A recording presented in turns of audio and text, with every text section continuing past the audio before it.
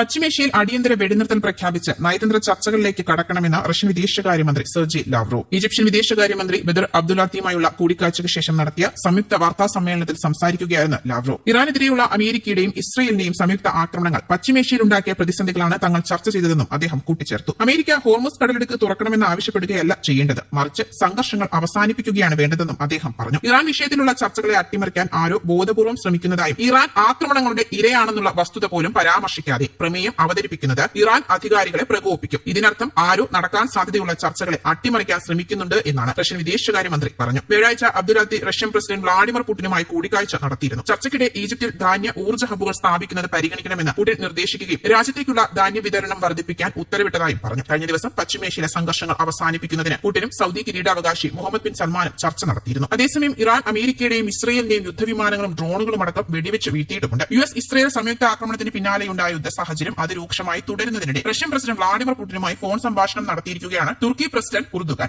ഇറാനെതിരായ സൈനിക നീക്കങ്ങൾ അംഗീകരിക്കാനാകില്ല എന്നും പ്രത്യാക്രമണം എന്ന ന്യായീകരണത്തിൽ ഗൾഫ് മേഖലയ്ക്കെതിരായ ഇറാന്റെ ആക്രമണങ്ങളെ പിന്തുണയ്ക്കില്ല എന്നും ഉർദുഗാൻ പുടിനെ അറിയിച്ചു. ആഗോളതലത്തിൽ യുദ്ധം വരുത്തിവെച്ച പ്രതിസന്ധികളെക്കുറിച്ചും ഇരു രാജ്യങ്ങൾക്കുമിടയിലെ ആഭ്യന്തര വിഷയങ്ങളെക്കുറിച്ചും ഇരുവരും ചർച്ച ചെയ്തതായാണ് വിവരം. യുദ്ധം വരുത്തിവെക്കുന്ന വിനാശകരമായ പരിണിത ഫലങ്ങളെക്കുറിച്ച് സംസാരിക്കുന്നതിനോടൊപ്പം സംഘർഷം കൂടുതൽ വ്യാപിപ്പിക്കുന്ന തരത്തിലുള്ള ഇടപെടലുകളിൽ നിന്ന് മറ്റു രാജ്യങ്ങൾ വിട്ടുനിൽക്കേണ്ടതുണ്ട് എന്നും ഉർദുഗാൻ വ്യക്തമാക്കി. മേഖലയിലെ സാധാരണക്കാരുടെ കപ്പലുകൾ ആക്രമിക്കുന്നതിനെ അതിശക്തമായി അപലപിച്ച അദ്ദേഹം റഷ്യ യുക്രൈൻ സംഘർഷത്തിലേക്ക് പുതിയ പോർമുഖം തുറക്കാൻ ഇത് കാരണമാകരുത് എന്നും പുടിനെ അറിയിച്ചതായാണ് വിവരം. സിറിയയിലെ രാഷ്ട്രീയ സന്നങ്ങളെ ഗൌരവത്തിലാണ് നോക്കിക്കാണുന്നതെന്നും മേഖലയിലെ സംഘർഷം ഒഴിവാക്കുന്നതിനായി പരമാവധി ശ്രദ്ധയുണ്ടാകുമെന്നും തുർക്കി പ്രസിഡന്റ് പറഞ്ഞു. ഇസ്രായേൽ പ്രധാനമന്ത്രി നെതന്യാഹുവിന്റെ നേതൃത്വത്തിലുള്ള പ്രകോപനപരമായ നീക്കങ്ങൾ എത്രയും വേഗം അവസാനിപ്പിക്കണമെന്നും ജെറുസലേമിനെതിരായ ആക്രമണങ്ങളെ ഒരു നിലയ്ക്കും അംഗീകരിക്കാനാകില്ല എന്നും അദ്ദേഹം കൂട്ടിച്ചേർത്തു. അമേരിക്കയും ഇറാനും തമ്മിലുള്ള വെടിനിർത്തൽ ചർച്ചകൾ വഴിമുട്ടിയതായാണ് റിപ്പോർട്ടുകൾ. പാകിസ്ഥാന്റെ നേതൃത്വത്തിൽ നടന്ന അനുരഞ്ജന ശ്രമങ്ങൾ പരാജയപ്പെട്ടതായി വാൾസ്ട്രീറ്റ് ജേണലാണ് റിപ്പോർട്ട് ചെയ്തത്. ചർച്ചയിൽ നിന്ന് ഇറാൻ പിന്മാറിയതായാണ് വിവരം. ഇസ്ലാമാബാദിൽ വെച്ച് അമേരിക്കൻ പ്രതിനിധികളുമായി കൂടിക്കാഴ്ച നടത്താൻ ഇറാൻ വിസമ്മതിച്ചു. അമേരിക്ക മുന്നോട്ട് വെച്ച നിബന്ധനകൾ അംഗീകരിക്കാനാകില്ല എന്നും ഇറാൻ വ്യക്തമാക്കിയിട്ടുണ്ട്. യുഎസുമായി ചേർന്ന് ഇസ്രയേൽ നടത്തിയ ഫെബ്രുവരി 28 ആക്രമണത്തിന് പിന്നാലെയുണ്ടായ യുദ്ധം 37 ദിവസങ്ങൾ കടന്നിരിക്കുകയാണ്. യുദ്ധം ആരംഭിച്ച പ്രാരംഭഘട്ടത്തിൽ തന്നെ ലോകരാജ്യങ്ങളുടെ പ്രധാന കപ്പൽ പാതയായ ഹോർമുസ് ഇറാൻ അടച്ചിരുന്നു. ഇത് ആഗോളതലത്തിൽ വലിയ രീതിയിൽ ഇന്ധന പ്രതിസന്ധിക്ക് കാരണമാകുകയും ചെയ്തു. യുദ്ധത്തിൽ ഇറാനിൽ മാത്രമായി ഇതിനോടകം 1500-ലധികം പേർ കൊല്ലപ്പെട്ടുവെന്നാണ് കണക്കുകൾ. യഥാർത്ഥ കണക്കുകൾ അതിലും കൂടുതലാണ്. 20,000-ലധികം പേർക്ക് പരിക്കേറ്റതായും വിവരമുണ്ട്. അതിൽ കൂടുതലും സ്ത്രീകളും കുട്ടികളുമാണ്. News desk Kerala Kaumudi.